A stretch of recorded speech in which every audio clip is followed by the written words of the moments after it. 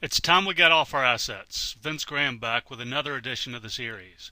Writer Flannery O'Connor provides the opening thought. This segment presents ideas for a new institution, the Museum of Modern Warfare. Why here and why now? The war between the states was the world's first major modern war, and it began in Charleston Harbor. Our area has long played an important role in modern war, and the military is a vital part of our local economy. The famous Imperial War Museum in London provides inspiration. Borrowing language from the Development Authority's purpose provides a 14-word purpose for the new museum, to enable an informed understanding of modern war and its impact on the economy. 2011 marks the 150th anniversary of the start of the Civil War. What led to this tragedy resulting in the deaths of more than 620,000 people? It is commonly believed the war was fought to free the slaves. Indeed, most of the Confederacy's leadership was composed of a small aristocracy of slaveholders who wished to protect their interests by perpetuating this evil system. However, ending slavery was not the reason the North invaded the South. What's that, you say?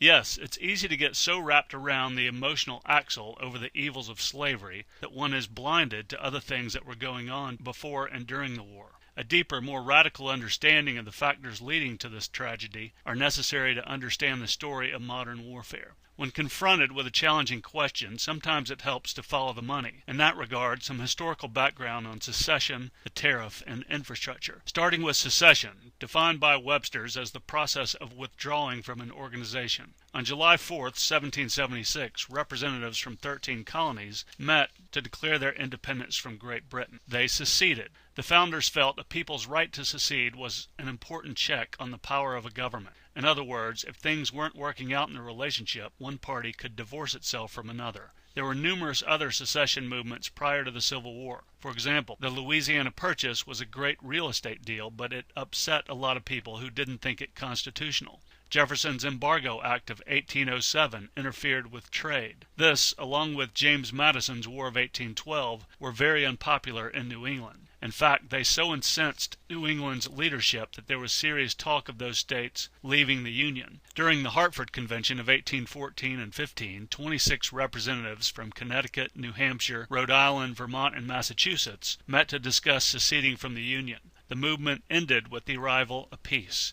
Afterwards, Jefferson reiterated his support for a state's ability to divorce itself from the Union. Indeed, the right to secede was widely recognized and made clear time and time again by the most senior of leaders.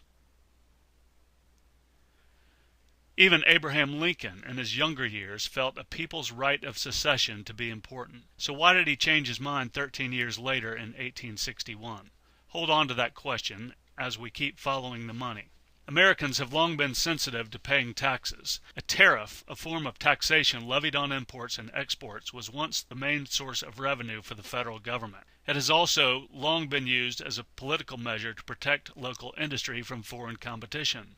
How does a tariff work? Say a roll of cloth costs $4 in both the U.S. and Britain. If the U.S. government imposes a 25% tariff on cloth, then this roll will now cost $5 in the United States. $4 added to $4 times 25%, or a tariff of $1, equals $5. Also, American cloth makers are shielded from competing against British cloth makers. In fact, even if American cloth makers raise the price of their cloth to just below $5, their product is still less expensive than imported cloth. So a tariff allows them to reap higher profits without having to work for it. If you're importing manufactured goods, as the South was in the early 1800s, this is not a good deal. After 1815, tariff rates were increased to a point that upset Southern leaders. This led to the Nullification Crisis, in which South Carolina threatened to declare the tariff null and void. President Jackson threatened to send in troops. This led to a compromise which lowered tariff rates.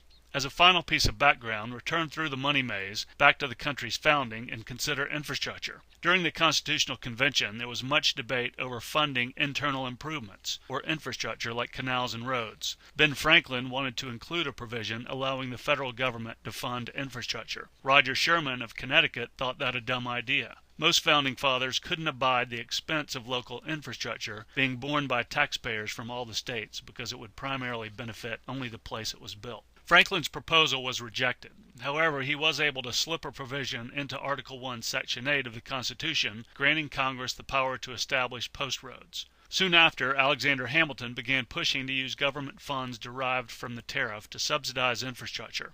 It's important to make this connection, using revenue from the tariff to fund infrastructure, as we'll be coming back to that. Meanwhile, states continued to grant charters for the construction of canals and roads, but people like Andrew Gallatin, Jefferson's Secretary of the Treasury, still sought a greater federal role, and like Hamilton, pushed for federally subsidized public works. Most of Gallatin's ideas were ignored, but he was able to get the President and Congress to buy into the country's first interstate highway. The National Road ran from Cumberland, Maryland to Wheeling, Virginia, now West Virginia, and eventually to Vandalia, Illinois. Gallatin lived in Uniontown, and prior to becoming secretary served as a U.S. congressman representing southwestern Pennsylvania, including Washington County. Lobbying for the road, he wrote to Jefferson with the idea of guiding the road's location for political gain. Jefferson was squeamish about the constitutionality of the road, but under the aforementioned post-road provision of the Constitution, the road was built. In the years to come, road maintenance bills would come before Congress, and the constitutionality of the road would again be debated. 3 presidents, all Southerners, vetoed appropriation bills. James Madison in 1817, followed by James Monroe in 1822, and Andrew Jackson in 1830. The national road was ultimately given back to the states to maintain. Imagine a modern-day president vetoing a road bill because he felt it unconstitutional. It's unthinkable, especially considering how dependent our economy is on consumption related to cars and roads. But in earlier times, most leaders felt the federal government had no place in funding infrastructure. I say most, but not all. Recall Hamilton's viewpoint. Hamilton pushed the American way, later to be called the American system. Henry Clay was Hamilton's political successor. His American system advanced a national bank, higher tariffs to protect and promote American industry, and subsidize internal improvements. The political successor to Clay was Abraham Lincoln, who also supported a central bank, protectionist tariffs, and funding infrastructure. This is particularly interesting in Lincoln's case because before he was president, he was a high-powered attorney who served as chief counsel to the Illinois Central Railroad, representing that company in cases ranging from personal injury to taxation. He also represented the Chicago and Alton, the Rock Island, and the Wabash Railroads. They would become his largest political supporters. Okay, that covers the backstory. Stay with me on the money trail and let's start connecting dots. May 10th, 1860. Much to the chagrin of Southerners, the House of Representatives passes the Morrill Tariff, which proposes to double the average tariff rate on imported goods. A week later, May 18, 1860, dark horse candidate Lincoln wins the Republican nomination. The Republicans embrace a 17-point platform. Number 4 acknowledges states' rights and denounces the armed invasion of a state as a grave crime. Number 12 is an endorsement of the Morrill Tariff, increasing the rate to encourage industrial development. Number 15 calls for making federal appropriations for river and harbor improvements for the accommodation of commerce, and number 16 proclaims that the whole country demands a railroad to the Pacific Ocean and calls for the federal government to subsidize its construction. These Republicans were miles away from the old constitutional debates. Southerners weren't happy.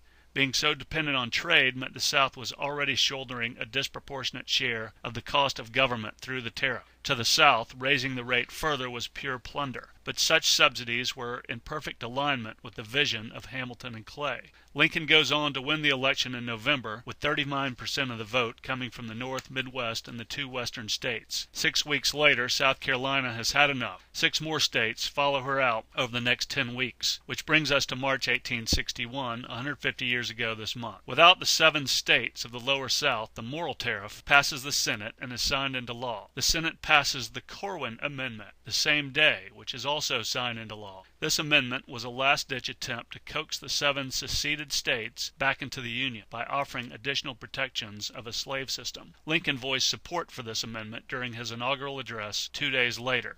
But I thought Lincoln freed the slaves. The Emancipation Proclamation wouldn't come for another 2 years. So why invade the South? To preserve the Union. Why was that important? We're getting to that. The 4th critical event of March was adoption of the Confederate Constitution. The Confederates aimed to improve the U.S. Constitution by clarifying a few things and removing potential loopholes. For example, in the preamble to the U.S. Constitution, they make it clear each state is free and independent, and remove language that could be construed as binding a state to collective action.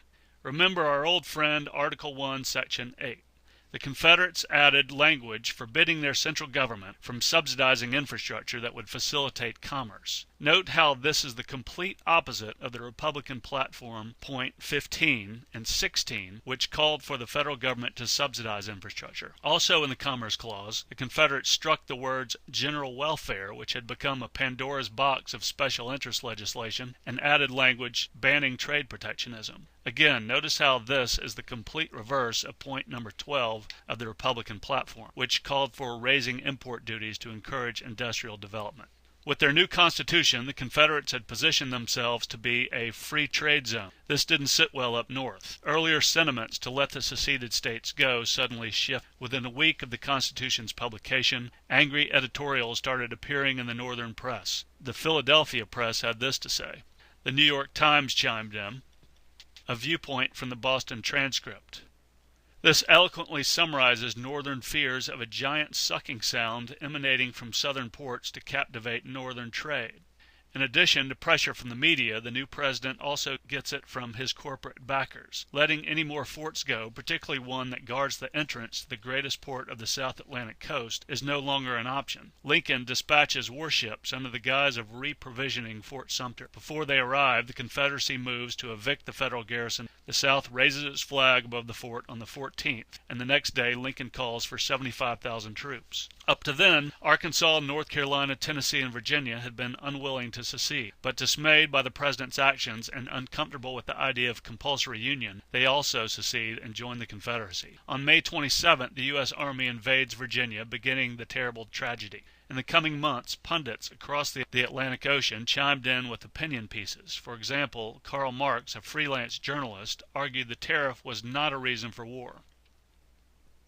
On the other hand, All the Year Round, a news magazine published by Charles Dickens, maintained the love of money was at the root of the cause, and the quarrel between the North and South was solely a fiscal one. The Times of London had still another view, comparing the conflict to the American War for Independence, with the North playing the role of King George III's government fighting to suppress the South, playing the role of the 13 original states battling for freedom. This was a lot of history, but an explanation of the money and politics provides a good place from which to launch the story of the Museum of Modern Warfare. The world's first modern war had industrialized transportation in the form of railroads and steamboats used to carry men and material into battle. Prior to the war, communication between political and military combatants often took days. The telegraph provided more rapid means of communication, allowing correspondents of the growing media industry to provide news to an information-hungry public. Conscription was employed to increase the number of men available for combat. Critics compared it to a new form of government enslavement. In July 1863, draft riots rocked New York City, where as many as 2,000 people died. Total war, a military strategy involving a deliberate targeting of civilians and private property to demoralize the opposition and undermine its ability to engage in war. An example of total war includes the 18-month bombardment of Charleston by Union troops, which left the city in ruins. The most adept practitioners of total war were Union generals Philip Sheridan, who burned Virginia's Shenandoah Valley, and the Shermanator, Willie T., who in 1862 wrote his wife describing a class of men, women, and children who must be killed or banished. Mrs. Sherman responded, endorsing extermination and wishing all Southerners be driven like swine into the sea.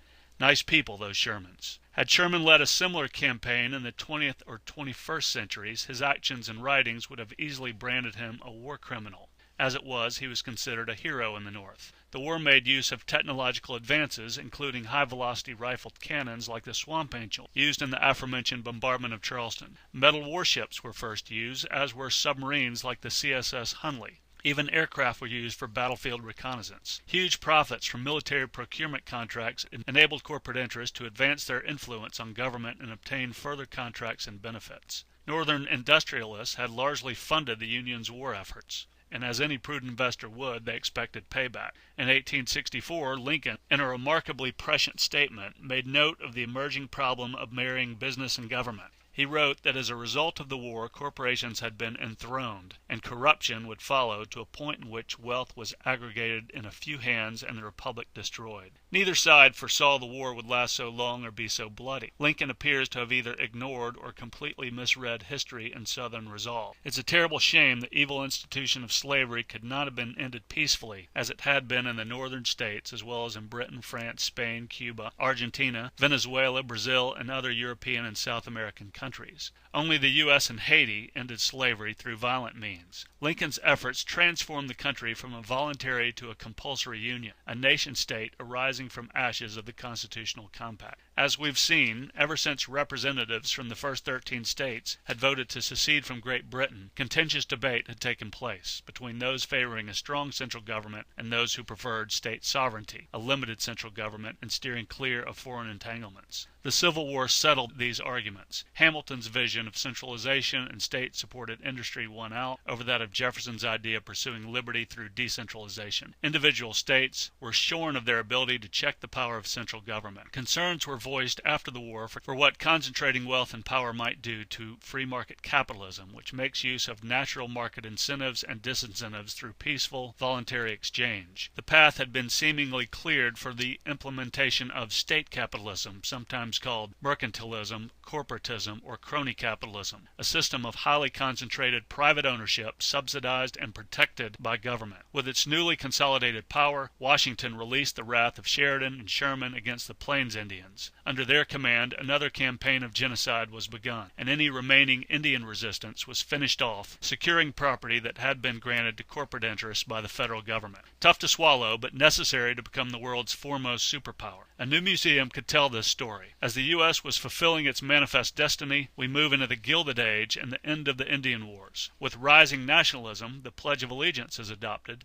and students in the government's new schooling system, which had been put in place in the decades following the Civil War, were compelled to stand and recite it each day. By the way, the original pledge included this salute, which was changed in 1941 because of its similarity to the Nazi salute. What followed would be a succession of almost continuous military actions and wars. The overthrow of the Kingdom of Hawaii in 1893, the Spanish-American War, the so-called Banana Wars to protect commercial interest in Latin America and the Caribbean, the Philippine-American War, World War I, World War II, the Cold War, Korean War, and Vietnam War, one of the few 20th century wars where our troops actually left the country, the ongoing drug war, the Persian Gulf War, and finally the war in Afghanistan and Iraq, both of which are part of the war on terrorism. The museum will not shirk from documenting introspective criticism, such as that from Major General Smedley Butler, a two-time recipient of the Congressional Medal of Honor and Marine Corps Brevet Medal, who authored a book describing war as a racket in which a small group of insiders make huge profits. Another courageous war hero, Dwight Eisenhower, five-star general and supreme commander of Allied forces in Europe during World War II, who in his presidential farewell address 50 years ago warned Americans of the growing military-industrial complex.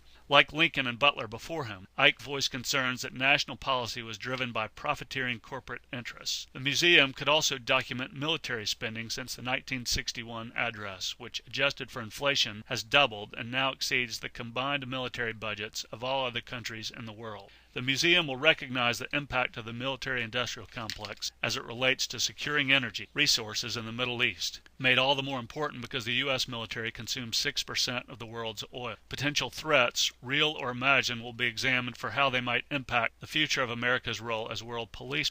Part 5 of this series outlined a vision for a National Park Service low-country headquarters on Mount Pleasant's peninsula, which could serve as the jumping-off spot for prominent historic attractions. The most historic and obvious location for the Museum of Modern Warfare, indeed any museum highlighting modern war, would be the old Navy base in North Charleston. Having never fully recovered economically from the Civil War, the government began building the massive base in 1901, and until its closure in 1996, the base had a tremendous impact on the state. Thousands of civilian and military personnel were employed, hundreds of vessels built, and billions poured into the area's economy. Modest memorials have already been dedicated, and numerous historic facilities exist which are in desperate need of renovation and can be adapted for exhibits of the museum. Ample space exists to accommodate the USS Laffey, currently docked in Charleston's Shipyard Creek after having been given a new hull at a cost to taxpayers of $9.2 million. The Laffey, named for a Union war hero, still requires millions more to address deferred maintenance. However, the ship that would not die could easily fit at the dock of the Waterfront Park at the old Navy base. The large collection of aircraft